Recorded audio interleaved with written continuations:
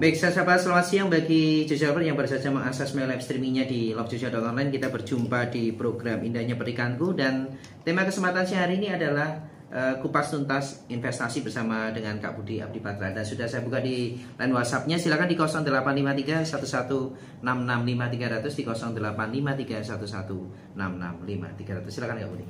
Ya, siang hari ini kita mau sama-sama belajar, mumpung kita di akhir bulan. Bagaimanapun kalau kita punya pengertian yang benar, maka kita akan punya tindakan yang benar. Nah, kita mau sama-sama merenung dan kita mau sama-sama belajar dari apa itu yang namanya investasi. Kenapa kok ini bisa muncul? Ya kan, itu dari minggu yang lalu pada waktu kita menyampaikan tentang menabung. Nah, tidak bisa dipisahkan antara menabung dengan investasi. Karena itu hari ini kita mau sama-sama belajar perihal investasi. Tapi sebelum saya masuk ke materi, saya mau ingatkan buat teman-teman semua yang mengikuti program ini bahwa kita punya prinsip 10, 20, 30, dan 40. Nah, dari situlah fondasinya supaya kita bisa mendapatkan pengertian yang utuh. 10 artinya bagaimana kita setia mengembalikan 1/10 buat Tuhan, ya kan, karena itu menjadi milik Tuhan, itulah persepuluhan. Yang kedua adalah 20, yaitu 10%. 10% itu untuk menabur, ya kan, menabur bisa banyak hal, bisa menabur di pekerjaan Tuhan, apapun yang Tuhan perintahkan di dalam hati Bapak Ibu. Lalu yang berikutnya, yang 10% berikutnya adalah menabung. Bagaimanapun kita mesti menabung. Ya, kenapa? Karena menabung di situ itu untuk hal-hal yang tiba-tiba, ya kan, ban bocor, lalu ada teman yang tiba-tiba menikah. Sebenarnya tidak tiba-tiba sih ya, tapi karena kita kadang-kala lupa menganggarkan sehingga sepertinya tiba-tiba. Lalu anak sakit itu ya, lalu kita mesti tebus obat dan lain sebagainya. Nah, kita mesti membutuhkan tabungan untuk taktis, ya kan, supaya apa? Supaya kita tidak mengambil aset-aset berharga yang Tuhan percayakan di tangan kita gara-gara kita tidak punya tabungan untuk hal-hal yang taktis. Lalu yang berikutnya yang 30%, ini porsinya cukup besar sebenarnya. 30% itu bicara tentang investasi. Nah, ini yang kita mau bahas. Mungkin ini kali pertama karena sisinya cukup banyak untuk yang investasi. Lalu yang 40% itu adalah untuk biaya hidup. Pak, bagaimana caranya kalau biaya hidup kami itu sudah lebih dari 40%? Bolehlah naik ke yang di investasi itu, tetapi pastikan kita masih tetap berinvestasi. Nah, kalau kita bicara tentang investasi, sebenarnya ini sudah tidak asing di telinga kita, ya kan? Kita sudah acap kali mendengar. Nah, mungkin Bapak Ibu dan Saudara katakan, apakah ada sih di dalam Alkitab, ya kan? Kan itu pertanyaan yang sering kali kita tanyakan. Kok bicara investasi memang Alkitab mencatat seperti itu. Saya mau ceritakan satu penggalan kebenaran firman yang dilakukan oleh Yusuf di masa gimana kekeringan itu terjadi. Yang dilakukan Yusuf itu luar biasa. Inilah yang saya sebut sebagai bukan cuma menabung tapi investasi masa depan. Yusuf lakukan ini untuk siapa? Untuk Firaun. Ya, kalau Bapak Ibu dan setiap saudara melakukan ini untuk anak-anak Bapak Ibu, ya kan, itu sama sebenarnya. Polanya hampir sama. Saya akan bacakan di Kejadian 47 ini untuk melandasi kebenaran investasi. Maka Yusuf mengumpulkan segala, ini ayat 14, Kejadian 47 ayat 14. Maka Yusuf mengumpulkan segala uang yang terdapat di tanah Mesir dan di tanah Kanaan, yaitu uang membayar gandum yang dibeli mereka. Dan Yusuf membawa uang itu ke dalam istana Firaun. Ya, luar biasa ya. Yang pertama adalah ada itu yang, ya, kalau sekarang bahasa kerennya investasi mata uang, ya kan. Nah, Yusuf punya itu, ya. Jadi ayat yang 15, setelah habis uang di tanah Mesir dan di tanah Kanaan, datanglah semua orang Mesir menghadap Yusuf serta berkata, berilah kami makanan kepada kami, maka kami harus mati. di depan kamu, sebab tidak ada lagi uang, ya kan? Jawab Yusuf, tidak ada lagi uang, berilah ternakmu, maka aku akan memberi makanan kepadamu sebagai ganti ternakmu. Lalu mereka membawa ternaknya kepada Yusuf. Yusuf memberi makanan kepada mereka ganti kuda, kumpulan kambing domba, dan kumpulan lembu sapi, dan keledainya. Jadi disediakannya bagi mereka ganti ternaknya pada tahun itu. Bukan cuma uang, ya kan? Tetapi kita melihat Alkitab mencatat dengan jelas bahwa Yusuf itu membeli ternak semua. Zaman itu ini sebuah aset yang luar biasa, aset yang berharga, aset yang benar-benar powerful, yang dahsyat sekali. Nah, ini yang dilakukan oleh Yusuf, tapi tidak berhenti di situ. Ayat 18. Setelah lewat tahun itu, datanglah mereka kepadanya pada tahun yang kedua, serta berkata kepadanya, tidak usah kami sembunyikan kepada tuanku bahwa setelah uang kami habis dan setelah kumpulan ternak kami menjadi milik tuanku, tidaklah ada lagi yang tinggal yang dapat kami serahkan kepada tuanku selain badan kami dan tanah kami. Mengapa kami harus mati di depan matamu, baik kami maupun tanah kami? Belilah kami dan tanah kami serta ganti makanan, maka kami dengan tanah kami akan menjadi hamba kepada Firaun. Berikanlah benih supaya kami hidup dan jangan mati, dan supaya tanah itu jangan menjadi tandus. Ayat 20. Lalu Yusuf membeli segala tanah orang Mesir untuk Firaun, sebab orang Mesir itu masing-masing menjual ladangnya karena berat kelaparan itu menimpa mereka. Demikianlah negeri itu menjadi milik Firaun. Wow, ini luar biasa. Ini luar biasa. Yusuf menjadi tuan tanah. Akhirnya dia mewakili Firaun. Jadi dia beli semua tanah, ya kan? Kita bisa melihat ya. Jadi mulai dari uang, lalu sekarang itu beralih kepada lembu-lembu, lalu akhirnya adalah tanah itu. Nah, itulah yang saya sebut investasi. Investasi itu modal yang kita tanamkan, ya, atau dana yang kita tanamkan dengan harapan kita akan mendapatkan keuntungan di masa depan. Jadi dana yang kita tanamkan, ya kan, dan kita mengharapkan hasilnya di masa depan. Jadi ini bukan tabungan menabung yang kemarin itu, ya kan. Kalau kemarin itu memang kita bisa keluar masuk dengan cepat. Kalau ini memang kita gunakan untuk investasi ke depan, ya kan. Jadi bukan diambil. Kadang-kala kalau saya ketemu sama orang, loh, dia berinvestasi tapi dia tanya, bisa diambil tidak, bisa diambil tidak. Nah, kalau itu bisa diambil, itu artinya tabungan, Bapak Ibu, ya kan. Itu tabungan taktis yang kita gunakan untuk keseharian. Tapi kalau ini memang investasi ini kita gunakan untuk apa? Untuk mempersiapkan masa depan, ya kan. Kadang-kala yang kita temukan adalah ada cukup banyak orang tua yang tidak siap pada waktu anaknya kuliah, pada waktu anaknya sekolah, ya kan. Dampaknya apa? Dampaknya adalah akhirnya aset-aset terbaiknya mereka lego untuk apa? Untuk urusan untuk menyekolahkan, ya kan, atau untuk apapun. Jadi itu pengertian investasi. Jadi supaya apa? Supaya kita jelas. Nah, ada apa aja sebenarnya di investasi itu, ya. Kalau yang hari-hari ini, kalau di masa Yusuf jelas sekali ya, dia investasi mata uang, lalu dia investasi semua ternak dan lain sebagainya, bahkan dia investasi tanah atau rumah. Tidak jauh beda sebenarnya dengan apa yang berkembang hari-hari ini. Kalau yang uang itu kan kita sebut dengan reksadana kalau yang sekarang hari-hari ini. Nah, kalau yang hari-hari ini sedang muncul apa sebenarnya jenisnya? Yang pertama adalah saham. Yang kedua adalah deposito, ya kan? Yang ketiga adalah obligasi atau surat hutang. Surat hutang maksudnya seperti ini, Bapak Ibu. Kadangkala pemerintah punya proyek tertentu, proyek besar, misalkan proyek tol, dan dia membutuhkan dana sekian triliun. Nah, untuk dia mendapatkan dana segarnya, dia mengeluarkan surat obligasi. Nah, rakyat bisa membeli surat obligasi itu, dan setiap tahun Bapak Ibu akan mendapatkan keuntungan dari obligasi itu. Ya, jadi nah itu biasanya lebih tinggi dibandingkan deposito. Deposito itu rata-rata 6%. Nah, nanti saya akan kasih hal praktis, 2 hal praktis untuk apa? Untuk kita belajar investasi. Lalu yang berikutnya adalah asuransi.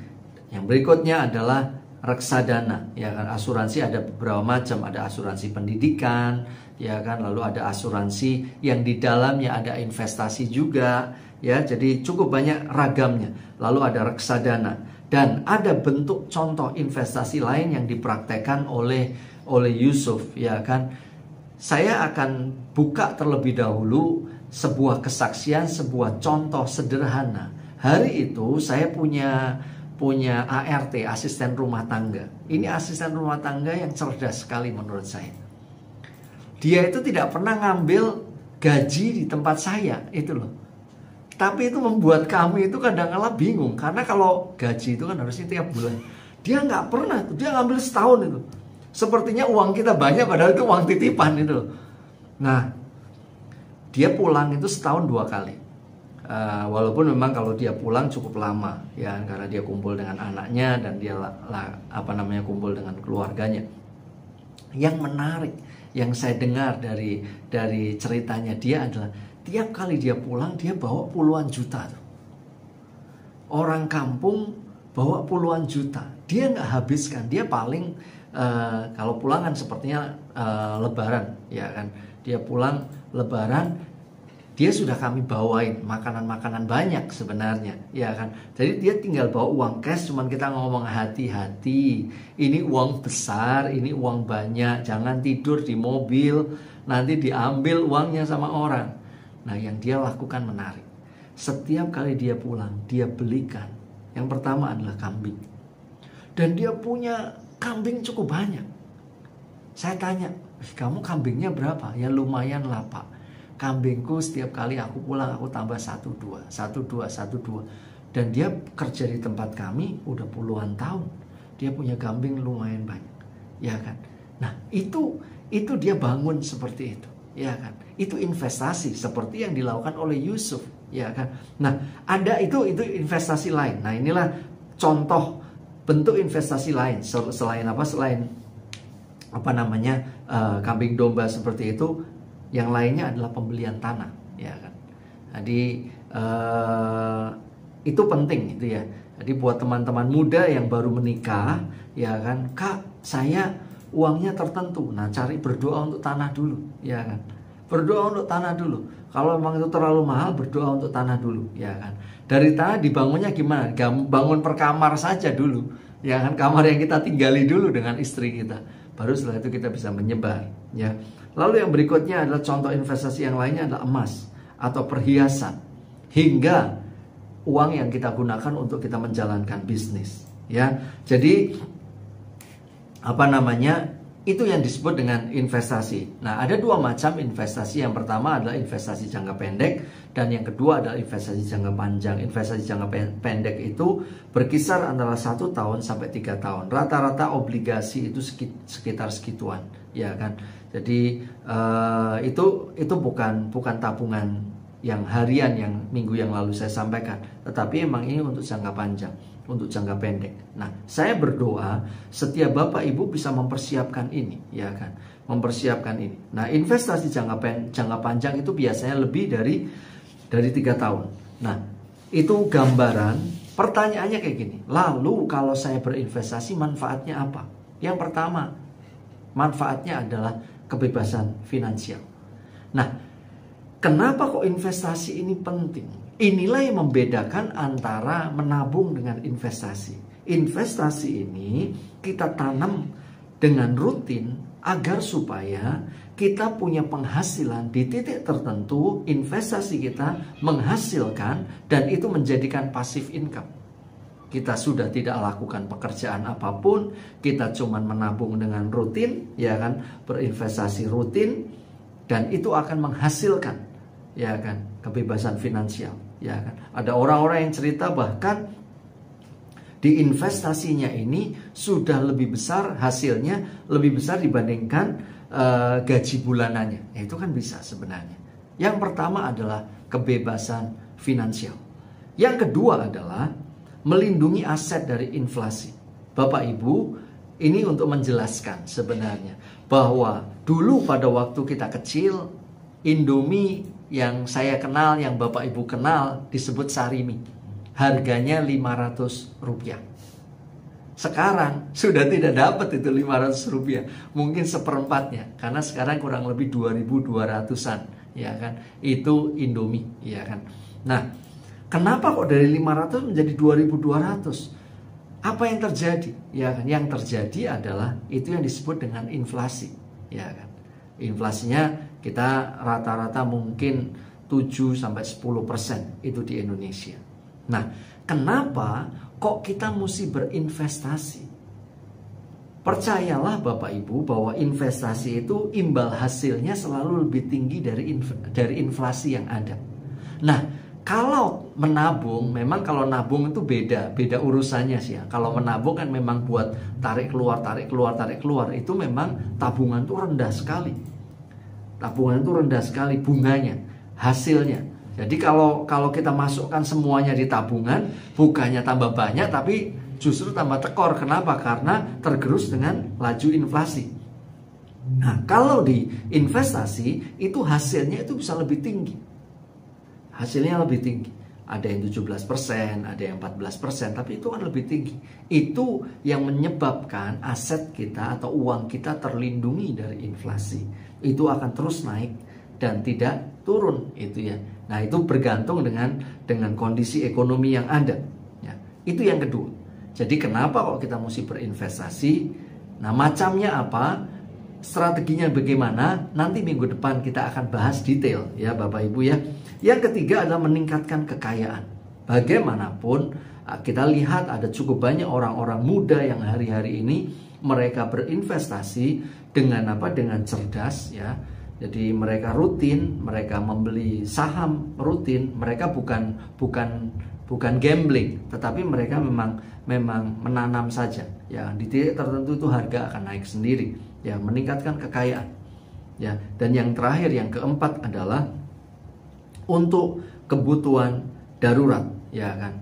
Jadi kebutuhan darurat pada waktu apa? Pada waktu anak kuliah, pada waktu ada pernikahan, ya kan. Ada jenis-jenis investasi tertentu yang kalau kita menanam itu setiap bulan, misalkan itu selama 10 tahun, ya kan, ada yang disebut sebagai asuransi investasi. Nah, di waktu-waktu tertentu itu bisa diambil. Nah, itu cukup membantu sebenarnya. Untuk apa? Untuk melatih kita mengelola keuangan.